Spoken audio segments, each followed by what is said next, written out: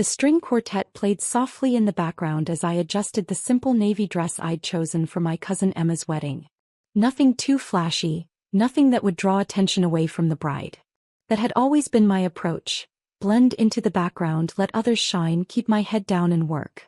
My father, Robert Hartley, stood near the champagne fountain in his perfectly tailored tuxedo, holding court with his usual audience of business associates. At 58, he commanded respect in every room he entered. Senior Vice President of Operations at Meridian Industries, the city's largest manufacturing conglomerate.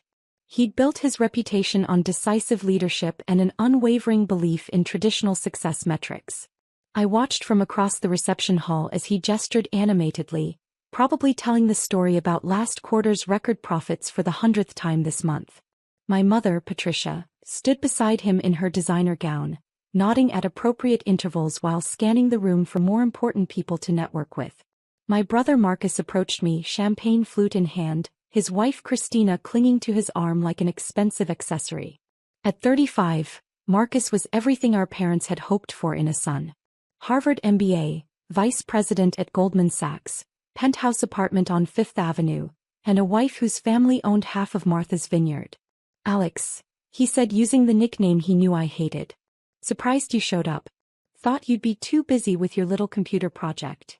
I took a sip of my wine, letting the comment slide off me like water off glass. "Wouldn't miss Emma's big day." Christina laughed, a sound like wind chimes in a hurricane. "Marcus told me you're doing something with technology? How? Interesting. Is it profitable?" Before I could answer, my sister Victoria joined our circle. At 32, she was the family's other golden child. Successful real estate attorney, married to a surgeon, two perfect children who attended the most prestigious private schools in the city. "Are we talking about Alex's hobby?" Victoria asked, her voice carrying that familiar note of condescension. "Mom mentioned you're still living in that tiny apartment downtown. When are you going to settle down and find a real career?" I'd heard variations of this conversation for the past 8 years. Ever since I'd turned down the prestigious consulting position at McKinsey that Dad had secured for me through his connections. Since I'd chosen to pursue my doctorate in quantum computing instead of following the predetermined path they'd laid out. What they didn't know was that my little computer project had revolutionized quantum error correction, leading to breakthrough advances in processing power that could change the world. What they didn't know was that 3 months ago, I'd been featured on the cover of Forbes as one of the 30 under 30 visionaries reshaping technology. What they didn't know was that my startup Quantum Dynamics had just received a $2.8 billion acquisition offer from Microsoft. But I'd learned long ago that showing my cards too early only led to more questions, more attempts to control my decisions, more pressure to conform to their vision of success. "I'm doing well," I said simply. Marcus scoffed. "Living paycheck to paycheck in a studio apartment isn't what most people would call doing well, Alex." "It's Alexandra," I corrected, though I knew he'd ignore it as always. The conversation was interrupted by the sound of Dad's booming voice from across the room. He was approaching with a distinguished older man I recognized from Business Magazine's Jonathan Pemberton, CEO of Meridian Industries. Dad's ultimate boss, the man who controlled his career trajectory. "Jonathan," Dad said, placing a hand on my shoulder with false warmth, "I'd like you to meet my youngest daughter, Alexandra." He paused, and I could feel the familiar weight of his disappointment. "This is my disappointing daughter. Works in some tech thing." The words hit like they always did, a small stab of pain masked by years of practice. I maintained my smile, extending my hand to Mr. Pemberton. "Pleasure to meet you, sir." Jonathan Pemberton shook my hand, studying my face with the intensity of someone trying to place a memory. His eyes narrowed slightly, then widened. He pulled out his phone, scrolling quickly through what appeared to be a magazine app. "Wait," he said, his voice growing excited. "Aren't you? Isn't this the quantum computing genius from this month's Forbes?" The color drained from Dad's face as Jonathan held up his phone, displaying the Forbes cover. There I was, professional headshot against a backdrop of quantum equations, with the headline "Alexandra Hartley, the 28-year-old who solved quantum computing's biggest problem." The silence that followed was absolute. Marcus's champagne flute froze halfway to his lips. Victoria's mouth fell open slightly. Christina's grip on Marcus's arm tightened as if she needed support. Dad stared at the phone screen, then at me, then back at the screen. That's impossible. Dr. Alexandra Hartley, Jonathan continued, reading from the article. CEO and founder of Quantum Dynamics, the company that developed the breakthrough quantum error correction algorithm that's being called the most significant advancement in computing since the microprocessor. He looked up at me with genuine excitement. You're the one who solved the coherence problem. I nodded slowly. Among other things. My God. Jonathan turned to Dad, who looked like he'd been struck by lightning. Robert, do you have any idea what your daughter has accomplished? Her work is going to revolutionize everything from drug discovery to financial modeling to artificial intelligence. Every major tech company in the world is trying to license her technology. Marcus found his voice first. Alexandra, you never said anything about being successful? I interrupted gently. You never asked. You just assumed. Victoria stepped forward, her lawyer instincts kicking in. The Forbes article. When was this published? 3 weeks ago, Jonathan answered when I remained silent. The same week Microsoft announced they were acquiring Quantum Dynamics for. He scrolled through the article. Here it is. $2.8 billion. Christina made a small choking sound. Dad's face had gone from white to gray. But you live in that small apartment, Mom said, appearing suddenly at Dad's elbow. She must have heard the commotion. You drive that old Honda. I live modestly by choice, I replied. The apartment is actually a penthouse, but I prefer simplicity. And the Honda is reliable. I don't need to prove my worth through material possessions. Jonathan was still scrolling through his phone. Listen to this, he said, beginning to read. Dr. Hartley's groundbreaking work was conducted in near total secrecy, as she preferred to let her research speak for itself rather than seeking publicity. Despite receiving numerous offers from major corporations, she chose to build her own company, maintaining full control over her innovations and their applications. He looked up at Dad with something approaching amazement.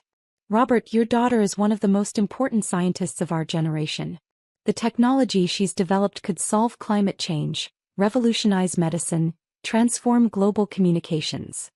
He paused. And you introduced her as your disappointing daughter? The question hung in the air like smoke. Around us, other wedding guests had begun to notice the commotion.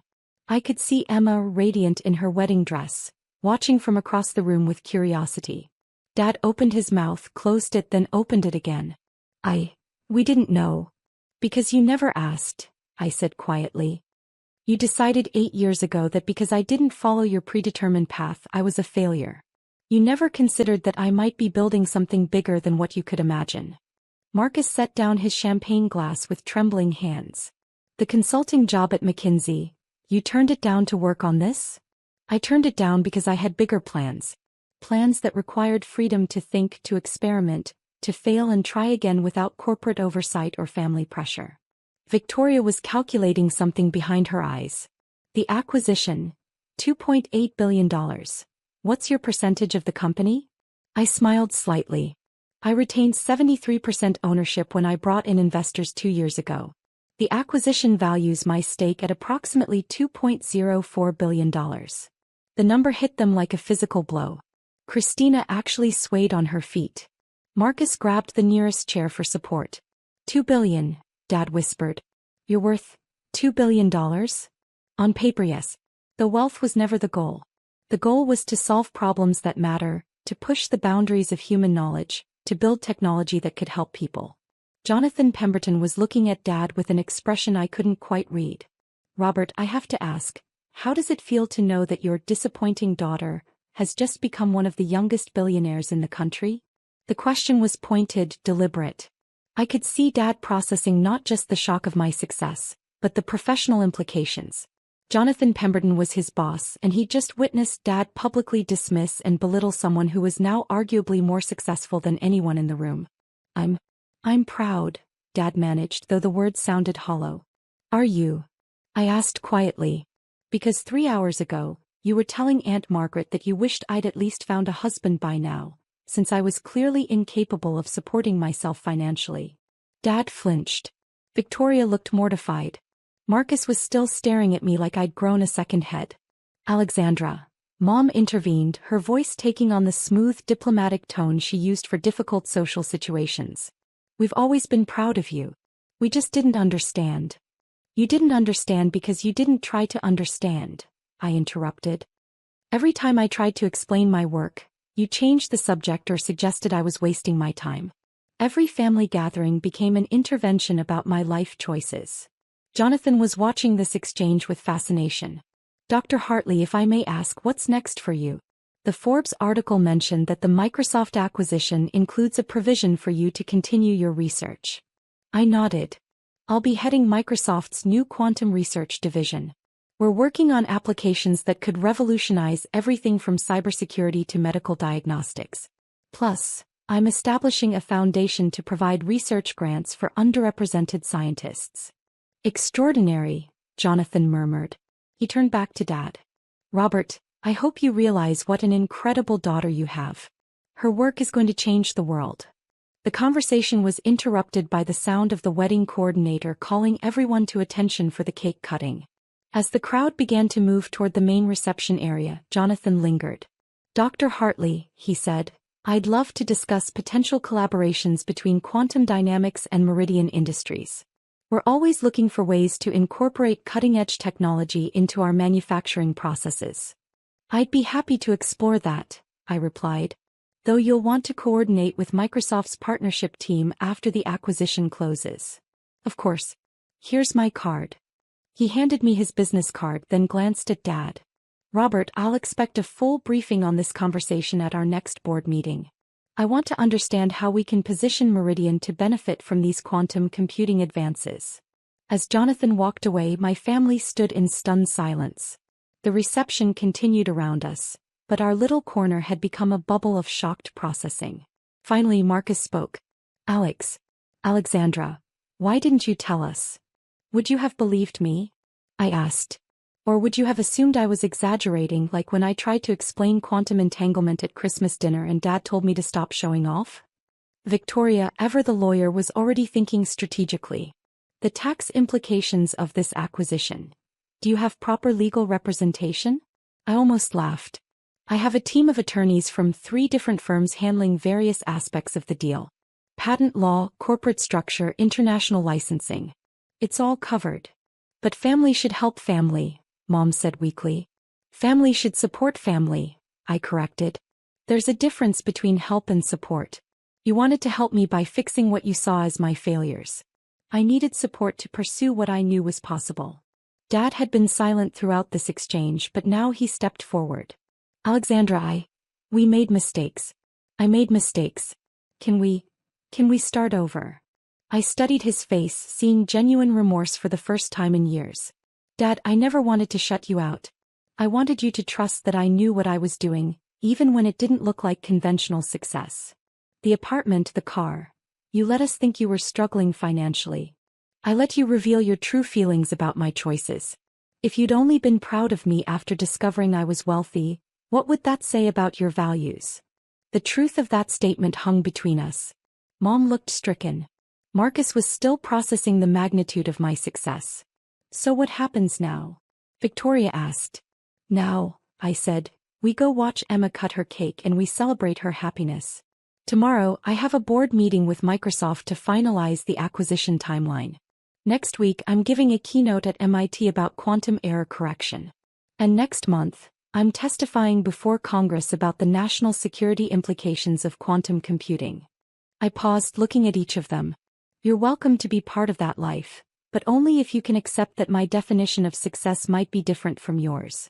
Jonathan Pemberton's voice carried across the reception hall as he spoke to another group of business leaders. I caught fragments of his conversation. Revolutionary technology, brilliant young scientist, proud father must be. Dad heard it too. His shoulders straightened slightly, and for the first time in years, I saw something other than disappointment in his eyes when he looked at me. I want to understand, he said quietly. Your work, your research. I want to learn about what you've built.